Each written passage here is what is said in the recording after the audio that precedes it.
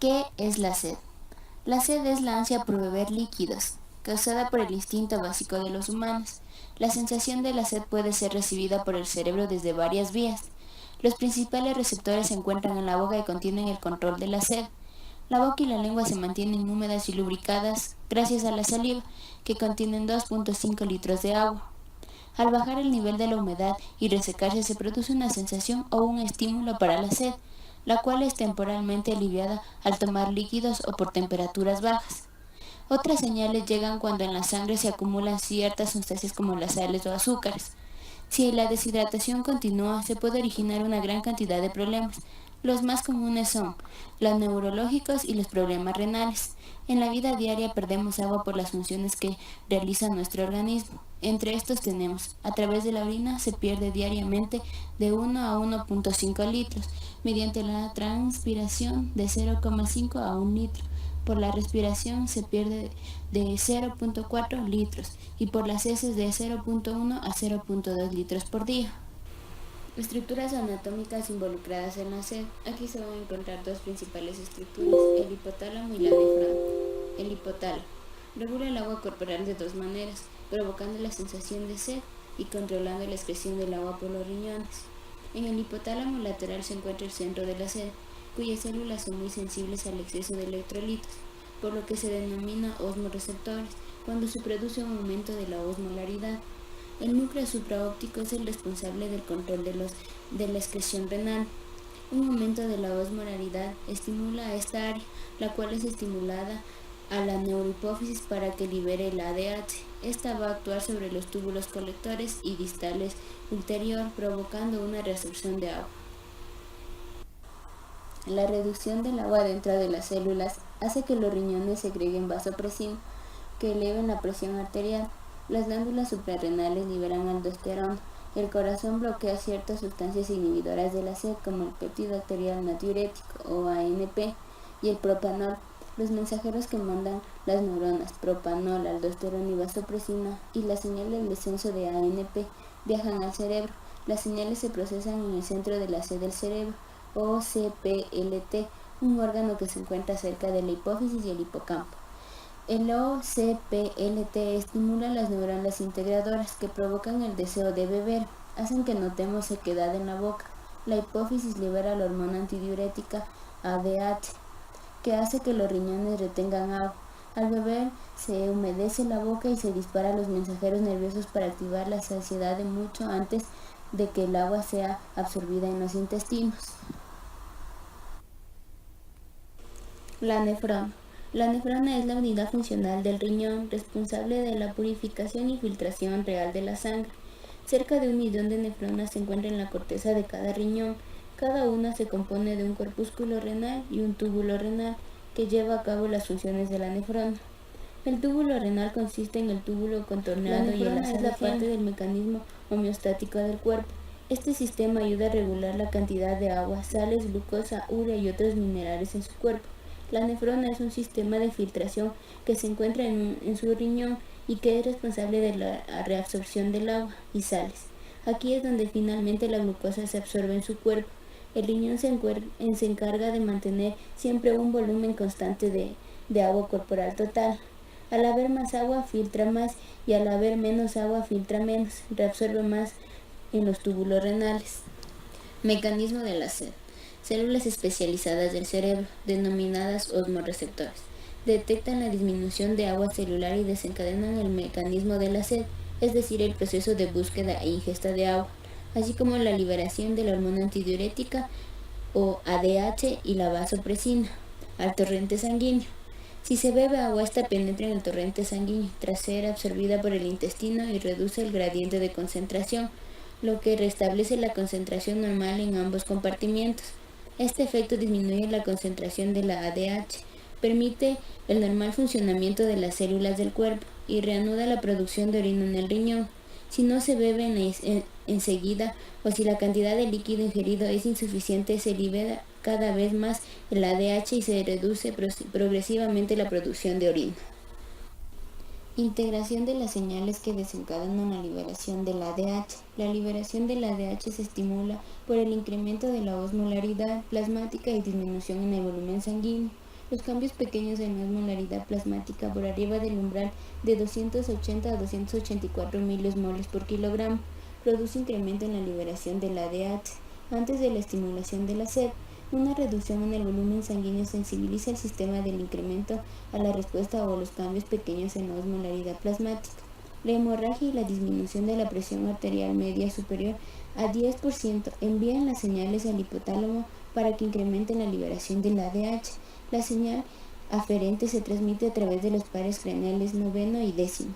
Estas señales incrementan el tono simpático, con lo que se disminuye la inhibición de las neuronas magnocelulares y se estimula la liberación de la ADH. ¿Dónde están ubicados los osmorreceptores? Al principio se creía que las neuronas eran los osmorreceptores, pero las neuronas no presentan características osmorreceptoras. Su ubicación dentro de la barrera hematoencefálica no les permite responder rápidamente a los pequeños cambios de la osmolaridad en la circulación. Estudios posteriores fuertemente implicados en el órgano circunventricular, nombrado el órgano vasculoso en la lámina terminal, que carece de una membrana hematoencefálica, así como las áreas de hipotálamo adyacentes cerca de la pared anterior del tercer ventrículo cerebral. Se reconoce como sitio de los osmorreceptores cerebrales principales. Los osmorreceptores cerebrales primarios se encuentran fuera de la barrera hematoencefálica. En el OVLT, diferentes proyecciones neuronales conectan los osmorreceptores primarios a las áreas del cerebro responsables para la secreción de ABP y C. Los osmorreceptores pueden tanto estimular como inhibir la secreción de ABP y la C en respuesta de hiper o hipotonicidad. Los osmorreceptores primarios pueden estimular o inhibir ambos, ABP y la C, o por separado. ¿Cómo responde el cerebro a los osmorreceptores? Las células osmorreceptoras en el cerebro responden principalmente a la tonicidad del plasma en lugar de la osmolaridad plasmática total. Los osmorreceptores funcionan principalmente para preservar el volumen celular, elevaciones de solutos totales como la urea, a diferencia de elevaciones de sodio, no causa la deshidratación celular y en consecuencia no activan los mecanismos de defensa de los fluidos corporales, homeostasis, para preservar o aumentar las reservas de agua en el cuerpo.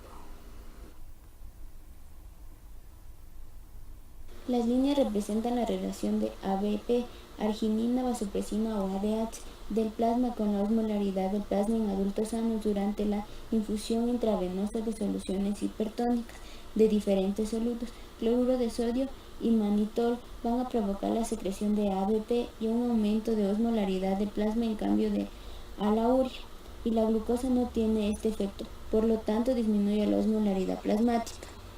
Mediante el cual los cambios en la osmolaridad plasmática son detectados por osmorreceptores que modulan el comportamiento de ingestión, flujo simpático y función renal para estabilizar la tonicidad y el volumen del flujo extracelular. Además, los cambios en la central del procesamiento de señales osmosensoriales es probable que afecten el equilibrio hidromineral y otros aspectos relacionados con la homeostasis, incluyendo la termorregulación y el equilibrio cardiovascular.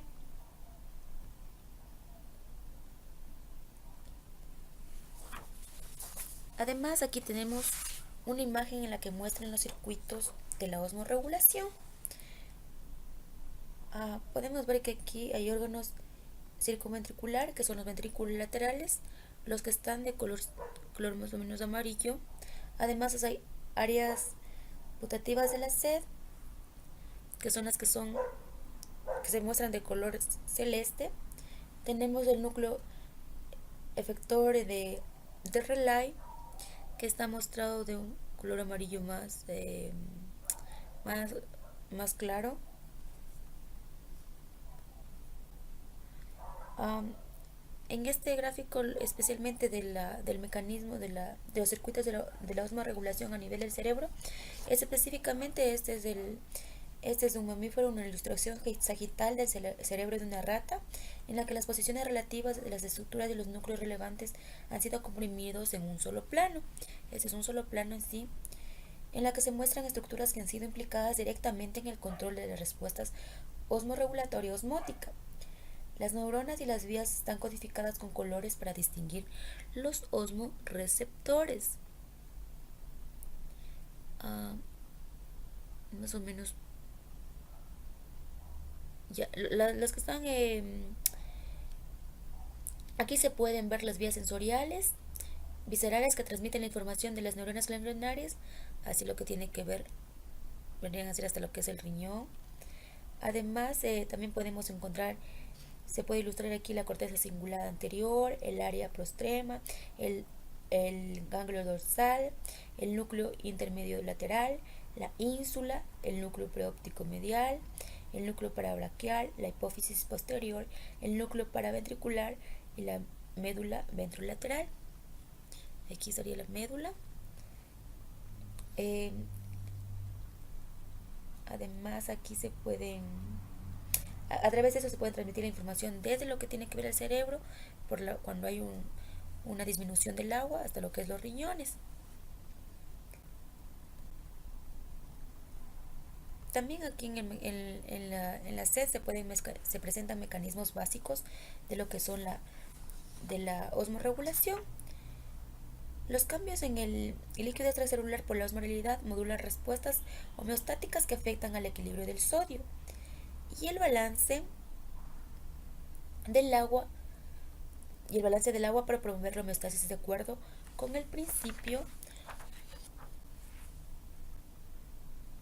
de la retroalimentación negativa. Las condiciones hipertónicas e hipotónicas conducen a cambios proporcionales en la ingesta y la excreción de agua y sodio para mantener la osmolaridad cerca de un punto constante. Aquí podemos apreciar en esta imagen el balance del sodio y el balance del agua.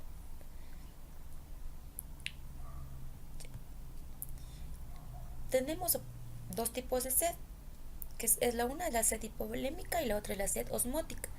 La sed hipovolémica especialmente se da esta cuando disminuye el plasma sanguíneo, es decir, cuando se pierde agua por evaporación, por ejemplo, también cuando perdemos sangre en un accidente o cuando sudamos o cuando la persona presenta diarrea. Ya. El otro tipo de sed, que es la sed osmótica, en cambio se produce cuando se aumenta la concentración de solutos y hace que la célula se deshidrate. La diferencia de concentraciones produce presión osmótica. La presión osmótica es producida por la concentración de las células de un lado más que en el otro lado del cerebro. El cerebro va a detectar esta presión en los receptores periféricos del tercer ventrículo, donde la barrera hematocefálica es más permeable y van a ocasionar lo que es la sed. Aquí podemos ver en este gráfico lo que tiene que ver el gráfico de la sed hipovolémica y la sed osmótica.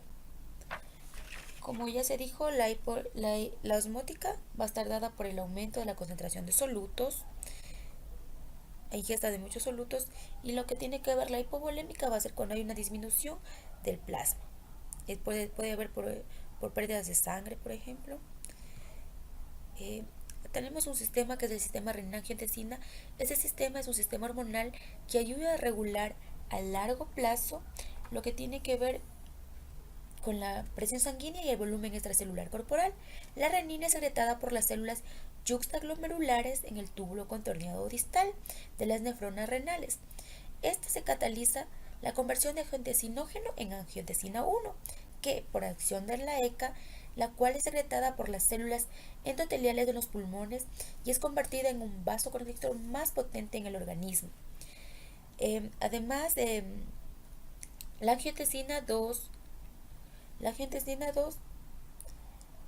estimula la secreción de leche por la neurohipófisis, la cual estimula la reabsorción a nivel renal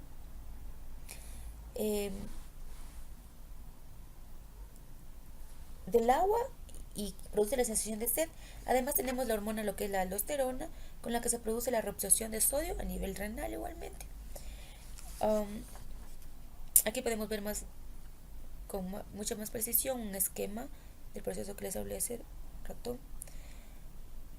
También podemos decir que hay efectos agudos de la ingestión de sodio en la sed y en la función cardiovascular. Aunque todavía no se conoce con precisión la localización exacta de estos receptores, pero parecen estar situados en las grandes venas, lo que tiene que ver con las grandes venas, y en la desembocadura en lo que es a nivel del corazón. Aquí en las grandes venas Esta, esta serían las grandes venas, la vena cava superior y la vena cava inferior. Ya, la ingesta de sodio se asocia especialmente con lo que tiene que ver con efectos directos e inducidos por las hormonas en el cerebro y los túbulos renales, lo que resulta en la retención de agua. Esto puede causar hipertensión sostenida. De hecho, el exceso de sodio crónicamente alto en la dieta puede aumentar el riesgo de hipertensión en algunos grupos de personas, especialmente en aquellos con síndrome metabólico y la hipertensión sensible a la sal.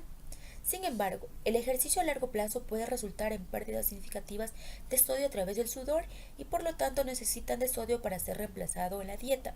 Esta pérdida de sodio se presenta por tanto en atletas de élite y recreativas y es más extrema durante el ejercicio en ambientes calurosos.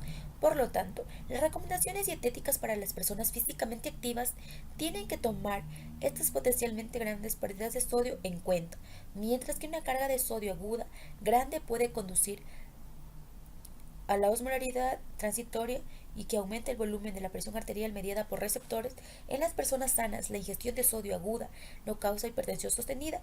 Por otra parte, el sodio es un componente esencial en la dieta de la mayoría de los atletas, por lo que la ingestión de sodio ayuda a restablecer el equilibrio del agua corporal total y el líquido y electrolitos mediante la sustitución de las pérdidas de sudor de sodio. Ya. Podemos decir que también hay trastornos fisiopatológicos de la sed. Entre estos presentamos la diabetes mellitus. Esta enfermedad se clasifica en diabetes tipo 1 o diabetes tipo 2. La sed excesiva o lo que se conoce como polidipsia es un signo común en ambos tipos de diabetes.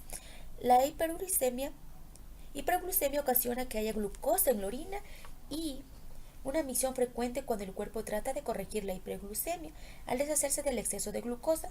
Esto causa una sed excesiva, ya que el cuerpo también está tratando de reemplazar los líquidos perdidos. En la diabetes tipo 1 ocurre un proceso autoinmune que ocasiona que el cuerpo se ataque a sí mismo y que destruye las células beta del páncreas. Las células beta secretan insulina, que es una sustancia que transporta glucosa de la sangre a las células y tejidos.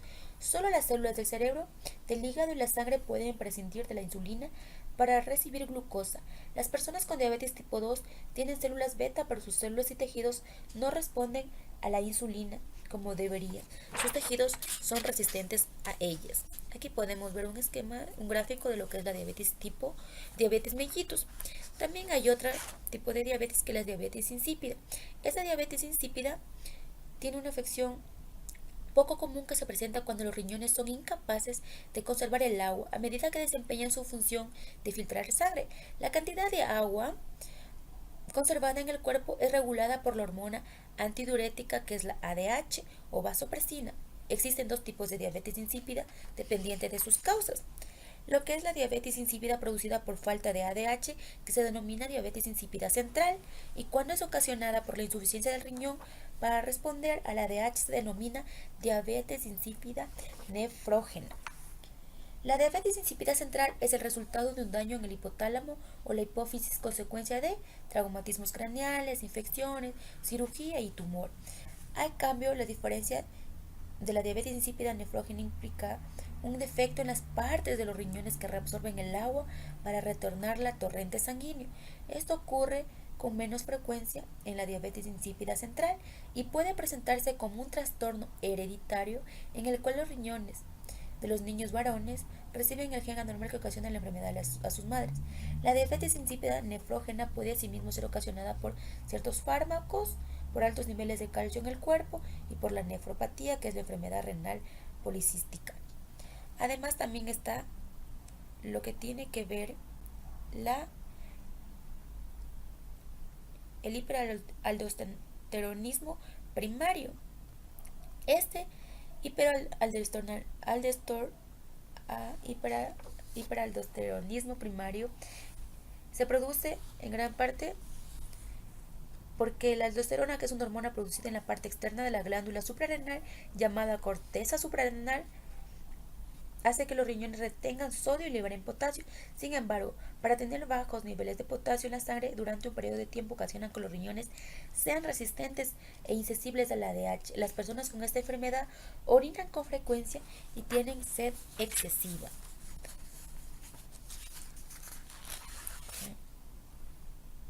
también se puede presentar lo que es la septicemia. En este caso de la septicemia, las bacterias que se encuentran en el cuerpo, las bacterias se encuentran en el cuerpo, se expanden por el torrente sanguíneo. A medida que las bacterias circulan por el sistema en el cuerpo, responden para combatir la infección. La presión arterial puede bajar demasiado y el cuerpo puede perder una gran cantidad de líquido del torrente sanguíneo. En respuesta a la pérdida de fluidos, que se desarrolla una sed excesiva. También hay otra que es trastorno, que es la polidipsia psicógena. La polidipsia psicógena en sí es la urgencia por beber grandes cantidades de agua, como resultado presunto de una enfermedad mental. Sus consecuencias pueden ser dramáticas y aún fatales, debido a que si el consumo diario de líquidos supera los 7 litros de agua, los riñones no podrán procesarlos, dando origen a la muerte por intoxicación con agua, que se agrava si ese consumo se realiza en un breve periodo de tiempo. La potomanía no tiene causas orgánicas demostradas. Posiblemente se cree que sea resultado de problemas psíquicos o psiquiátricos. Además, aquí en lo que es la sed tenemos los fármacos involucrados. Estos fármacos involucrados son los diuréticos. Los diuréticos le ayudan al cuerpo a eliminar los líquidos adicionales. A menudo se llama píldoras del agua.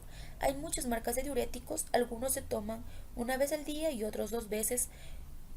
Y los 3 tipos más comunes son las tiazidas, como la clorotiazida, la clortalidona, indapamida y la metolazona.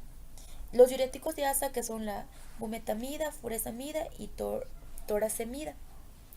También fármacos ahorradores de potasio, como es la amilorida, espironolactona y triamtereno. Esperamos que esto hayas explicado un poco lo que tiene que ver mecanismo de la sed.